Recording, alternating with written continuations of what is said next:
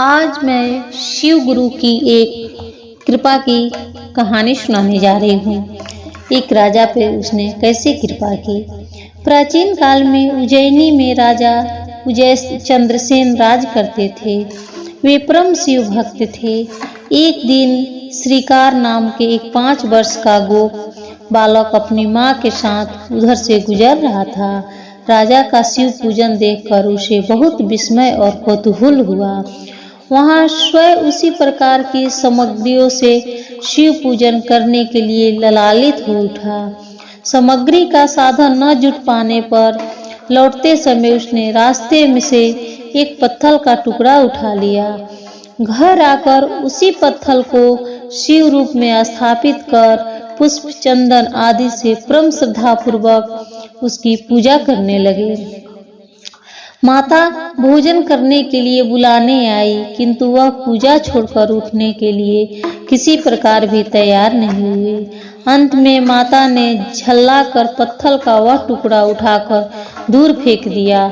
इससे बहुत ही दुखी होकर वह बालक जोर जोर से भगवान शिव का पुकार करते हुए रोने लगा। रोते रोते अंत में बेहोश होकर वह वहीं गिर पड़ा। बालक की अपने प्रति यह भक्ति और प्रेम देखकर आशुतोष भगवान शिव अत्यंत प्रसन्न हो गए। बालक ने जो ही होश में आकर अपने नेत्र खोला तो उसने देखा कि उसके सामने एक बहुत ही भव्य और अति विशाल स्वर्ण और रत्नों से बड़ा हुआ मंदिर खड़ा है। उस मंदिर के भीतर एक बहुत ही प्रकाशमान भास्कर तेजस्वी ज्योतिर्लिंग खड़ा है। बच्चा प्रसन्न और आनंद से विभोर होकर भगवान शिव की स्तुति करने लगा। माता को यह सब समाचार मिला तब दौड़कर उसने अपने प्यारे लाल को गले से लगा लिया। पीछे राजा चंद्रसेन ने भी वहां पहुंचकर उस बच्चे की भक्ति और सिद्धि की बड़ी सराहना की। धीरे धीरे वहां बड़ी भीड़ जुट गई। इतने में उस स्थान पर हनुमान जी प्रकट हो गए। उन्होंने कहा, मनुष्यों, भगवान शंकर शीघ्र फल देने वाले देवताओं में सर्वप्रथम है। इस बालक के भक्ति से प्रसन्न होकर ऐसा उन्होंने फल प्रदान किया है जो बड़े बड़े ऋषि मुनि करोड़ों जन्मों के तपस्या से भी प्राप्त नहीं कर पाते। इस गोप बालक की 8वीं पीढ़ी में धर्मात्मा नंदगोप का जन्म होगा।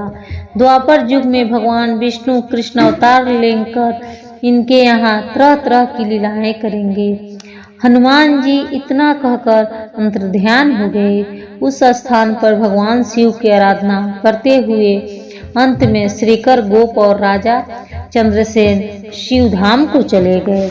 भगवान शिव की कृपा सिर्फ मंदिर जाने से नहीं, अपने अंदर प्रेम लाने से होती है। अपने अंदर प्रेम से भगवान शिव प्रसन्न होते हैं और खुश होकर आपकी मनोकामना पूर्ण करते हैं।